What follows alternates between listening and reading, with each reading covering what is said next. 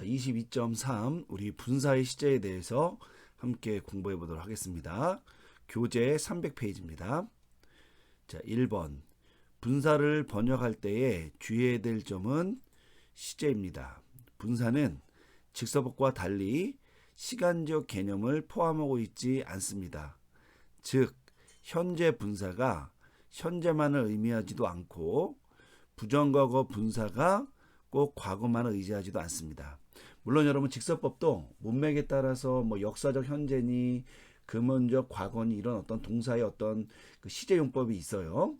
자, 그런데 그럴 경우에는 이제 예외적인 어떤 문법이라고 보고 일반적으로 직서법에는 시간의 개념이 있다라고 이제 보는 것이 요즘 학계의 대세입니다. 물론 직서법에도 시간조차가 존재하지 않고 이제 문맥에 따라 이제 시간의 의미가 결정되는데 경험상 현재형은 현재적으로 해석이 많이 되고 부정과거는 과거로 해석이 많이 된다는 이런 주장을 하는 학자가 있어요. 뭐 예를 들면은 스탠리 포터 같은 경우에는 모든 문법에는 예외가 없어야 되기 때문에 그런 사안들을 포함시켜서 설명을 하려고 하다 보니까 아무래도 이 직서법에도 시간의 개념이 없다라고 이렇게 설명을 합니다.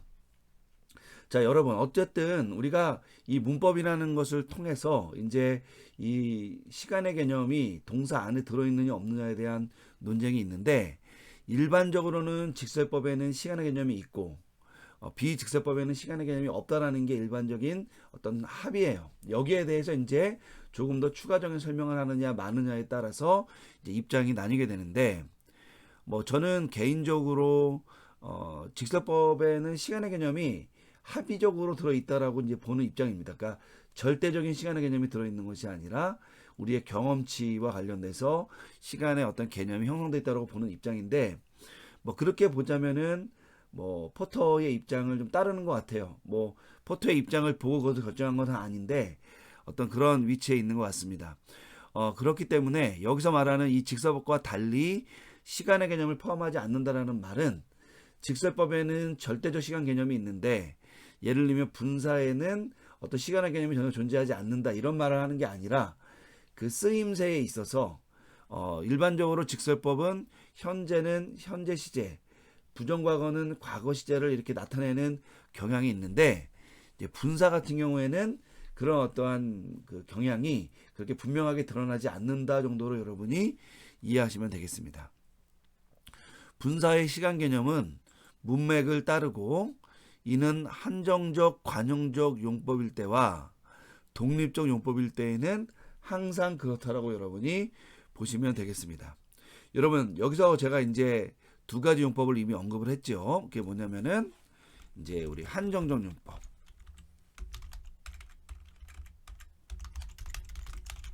그리고 또 2번이 독립적 용법이에요. 이거 여러분 우리 형용사 용법과 이 분사의 어떤 그 기능이 비슷한 면이 있고 또 외형적으로나 이런 것들이 유사한 면이 있어서 이렇게 용법도 따라간다. 쉽게 말하면 분사라는 것이 동사에서 만들어진 형용사이기 때문에 이러한 기능을 갖는다라고 우리가 앞서서 말씀을 드렸고요. 이 중에서 한정적 용법과 독립적 용법은 시간의 개념이 그 분사 형태 안에 들어있는 것이 아니라 문맥에 따라 결정되는 반면에 예를 들면 이제 우리 부사적 용법이라는 게 있죠. 자, 부사적 용법 같은 경우에는 그 안에 시간의 개념이 들어있다라고 보는 것이 이제 학자들의 일반적인 견해입니다. 어쨌든 이렇게 크게 한정적 독립적 용법과 더불어 부사적 용법이 기능이 좀 나뉜다. 또 시간의 개념을 전달하는 어떤 그런 그 측면이 좀 분리된다라고 여러분이 이해하시면 되겠습니다. 자, 그래서 우리 밑에 도표를 보면은 이 뭐죠? 한정적 관용적 용법과 독립적 용법이 있는데 두 가지 형태가 다 존재해요. 현재 분사형, 과거 분사형 자체가 다 존재를 하고요. 이 경우에는 시간의 개념이 이제 모든 어떠한 그러니까 현재든 과거든 이것이 그 현재 형태에 따라 그 분사의 시제 형태에 따라 움직이는 것이 아니라 문맥에 따라 의미가 형성이 되기 때문에 이제 요 기능이 전부 다 시간적 기능이 시간적 개념 문맥에 따라 시간의 의미가 형성이 되기 때문에 현재나 부정과거나 모두 이제 현재와 과거 시제를 다 나타낼 수 있다. 여러분 그 점을 이제 보시면 되겠고요. 2번 다만 분사가 부사적 용법으로 사용될 때, 여러분 이거는 22.4.2를 보시면 되겠고요. 어쨌든 부사적 용법으로 사용될 때 분사는 주동사와 관련하여 종속절을 이루어요. 그러니까 분사가 이제 한정전용법, 독립전용법일 경우에는 일반 형용사나 명사화 되지만 이제 부사적 용법이 될 경우는 이것이 주동사와 관련해서 종속절, 쉽게 말하면 뭐 이유, 시간, 양보 뭐 이런 것들을 나타내는 종속절을 이루게 되기 때문에 이때에는 문장으로 해석이 되잖아요. 그래서 상대적 시간을 갖게 되는 경우가 있습니다. 즉 현재 분사는 주동사와 동일한 시간을 나타내고요. 여러분 이거는 시간의 관점에서만 얘기하는 거예요. 뭐 조건과 양보 같은 것들로 나타낼 수 있기 때문에 우리가 이제 그럴 경우에는 조금 시간의 개념과 이 의미의 개념을 좀 더 복잡하게 생각을 할 필요가 있어요. 어쨌든 이거는 시간의 관점에서만 볼 때에는 이제 동일한 시간의 개념. 그리고 부정과거 분사는 주동사보다 한 시제 앞선 시제. 그러니까 쉽게 말하면은 주동사가 현재고 이제 분사가 이제 부정과거면 그냥 부정과거. 근데 만약에 주동사가 부정과거고 분사가 부정과거면 그 문장은 과거 시제지만 이 분사는 하나 앞시전 시제, 하나도 앞선 시제의 과거, 우리 옛날에 대과거라고 불렀던 그런 시제를 나타낸다 보시면 되겠습니다. 자, 그래서 이것이 상대적이라는 것은 뭐냐면 현재 분사, 부정과거 분사 이 각각의 형태의 어떤 시간의 개념이 들어있는 것이 아니라 주동사가 무엇이냐에 따라서 현재는 같은 시제, 그러니까 쉽게 말하면 현재 분사가 현재랑 쓰이면 현재로 해석되고 현재 분사가 부정과거랑 쓰이면 과거를 나타낸다 이거예요. 그러니까 현재 시제를 가지고 현재만 나타내는 것이 아니라 이제 쉽게 말하면은 주동사와 동일한 시간을 나타내니까 현재 분사형이 현재 시제를 나타낼 수도 있고 과거 시제를 나타낼 수도 있다라는 거죠. 그러니까 그런 어떠한 상대적인 주동사와 대비해서 상대적인 시간 개념을 전한다라는 것이 이제 이 분사의 부사적 용법의 어떤 시간의 개념이에요. 그래서 우리가 이 한정적 독립적 용법과 달리 이 부사적 용법에서는 항상 상대적 시간을 갖는다라는 요 개념 있잖아요. 여러분이 이것을 좀 기억하고 이 분사에 접근할 필요가 있다라고 말씀을 드립니다. 3번 그러므로 분사의 부사적 용법을 이해할 때 기본적으로 현재 분사가 나오면 무엇 하는 동안에 혹은 무엇 할 때라고 하고요. 부정과거 분사가 나오면 무엇 한 후에 라고 여러분 먼저 번역을 하라 이렇게 제가 추천을 드립니다. 물론 여러분 아까도 말씀드렸지만 분사의 부사적 용법은 최소한 6가지의 용법이 있다고 우리가 알고 있어요. 우리 나중에 이제 22.4.2 그리고 그 외에 어떤 부분에서 이 부분을 살펴보려고 하는데요. 여러분이 이제 그 점을 염두에 두지만 가장 기본적으로는 시간의 개념으로 해석해 본 다음에 이제 뉘앙스나 이런 것이 맞지 않으면 다른 것들로 여러분이 이렇게 번역을 해보면 이제 그 의미가 맞게 떨어지게 된다는 겁니다. 다만 이제 시간의 개념이 이 문장에서는 굉장히 중요하잖아요. 그래서 그 개념을 먼저 여러분이 바로잡기 위해서 이제 그러한 시도를 해야 된다는 점 강조해 드립니다. 여러분 이렇게 분사의 시제 또 분사의 시간 개념은 여러분이 이해하시면 되겠습니다. 자, 그러면 우리 이제 분사의 용법을 한번 살펴보도록 하겠는데요.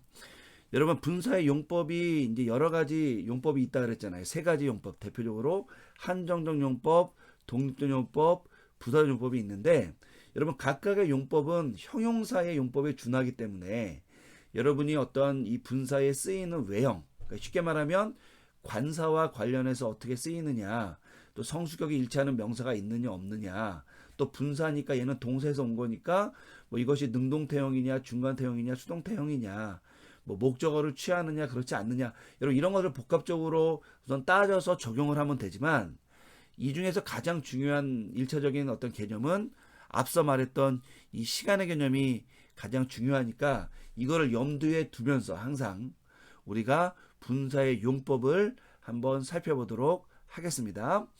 자, 우리 301쪽에 보면은 22.4에서 분사의 용법 1 해서 일반 용법이 나오는데 이거는 이제 우리가 흔히 형용사적인 어떤 특정과 관련된 형용사적인 특징과 관련된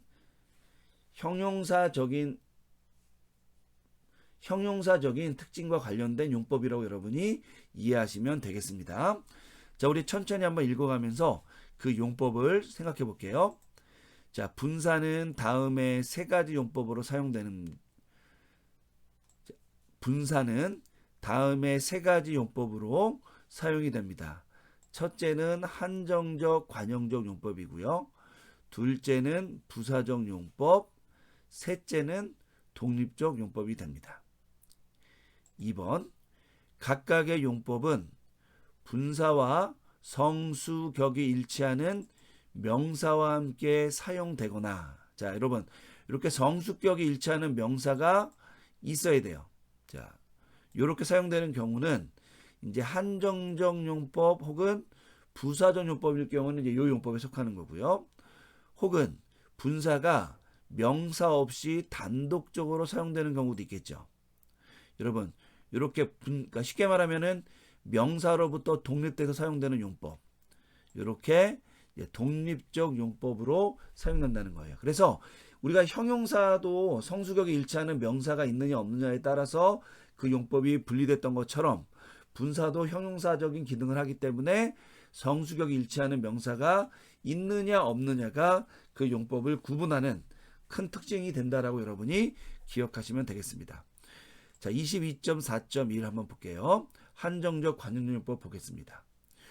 자, 정의와 구문을 한번 보겠습니다. 1번, 분사의 한정적 관용적 용법은 형용사가 성수격이 일치하는 명사와 함께 쓰이며, 요거 중요하죠.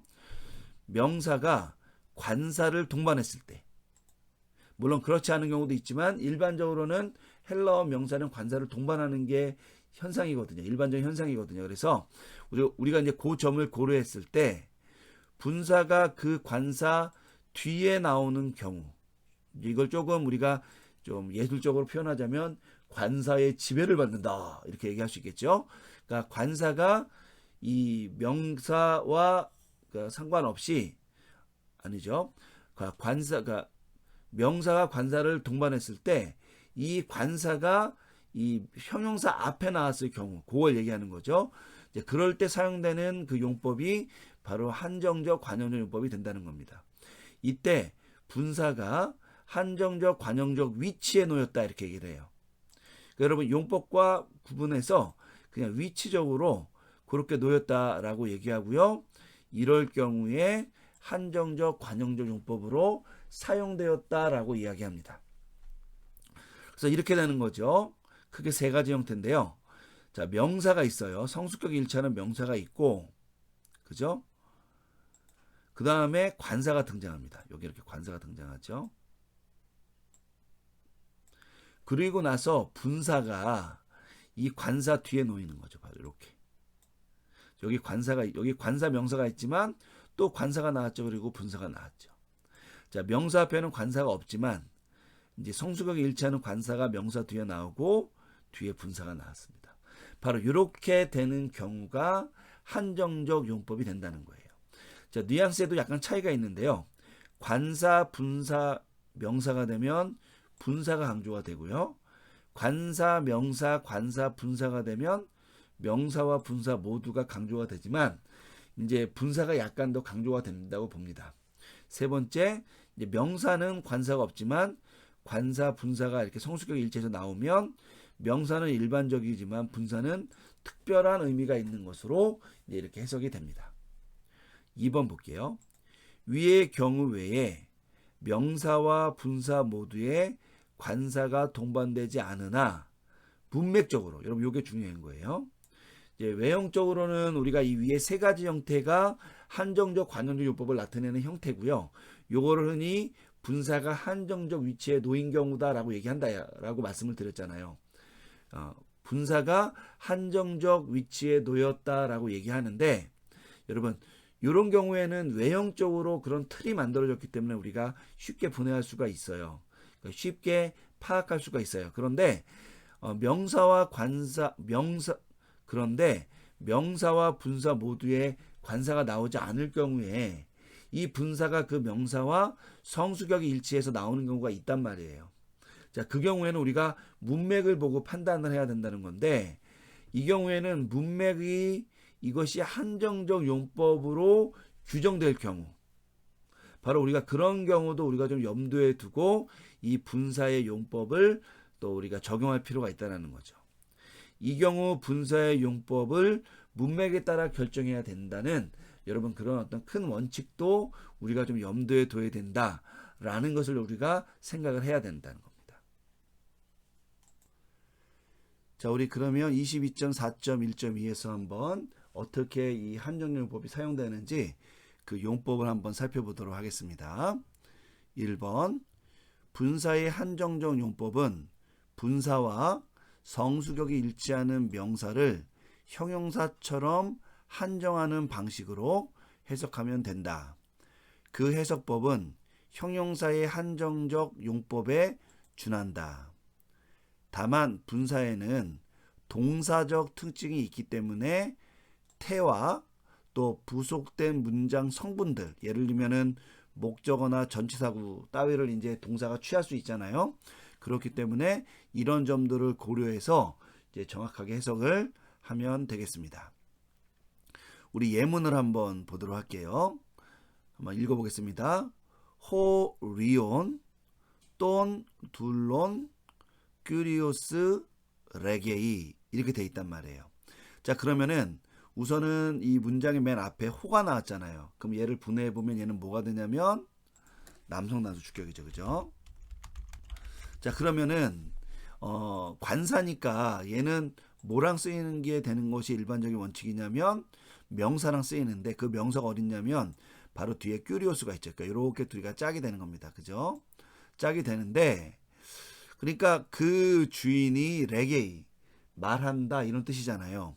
근데 이 중간에 뭐가 있냐면 리온 돈 둘론이라는 형태가 있어요. 특별히 이 돈 둘론 같은 경우는 대격 형태니까 우리에게 좀 곤란함을 주게 되죠. 그죠? 근데 이것이 앞에 보니까 이 류온이라는 단어와 함께 짝이 된 것 같은데 여러분 류온이라는 이 단어는 우리 류오 동사 있죠. 풀다. 써볼게요. 우리 풀다 동사가 류오 동사인데요. 이 동사에서 만들어진 건데 우리가 리온 그러니까 우리가 앞서서 우리 형태 배웠을 때 현재 능동태 분사 형태죠. 얘가.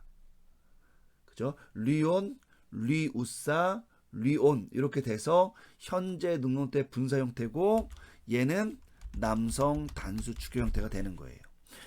그래서 여러분 관사가 남성 단수 주격 형태가 오게 된 거죠. 그러면은 이 경우에는 어떻게 된 거냐? 우선은 이 리온이라는 이 분사의 분해 정보 내용의 근거로 하면 얘가 남성 단수 주격이니까 성수격이 일치하는 명사를 찾아야 되죠. 그러면 리온과 이 큐리오스가 성수격이 일치하고요. 그리고 이 분사 앞에 관사가 있느냐 없느냐를 보니까 관사가 있어요. 그럼 얘가 무슨 용법이냐면 한정적 용법이 된다 이거예요.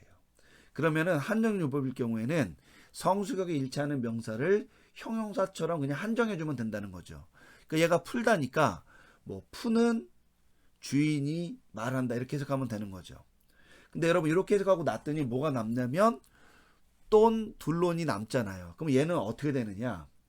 이 류온이라는 이 분사는 성수격 일치하는 명사를 한정해주는 기능을 하지만 동시에 얘는 동사적 특징이 있어서 태의 어떤 특징도 있고요. 더 나아가서 이제 목적어 따위를 취할 수 있다고 했잖아요. 그러니까 이 류온이라는 것이 요 돈 둘론이라는 요 목적어 돈 둘론이라는 요 대격 명사를 목적어로 취하는 것을 해석하면 된다는 겁니다. 그럼 이렇게 됩니다. 그 종을 풀어주는 주인이 말한다 이렇게 하면 된다는 거죠.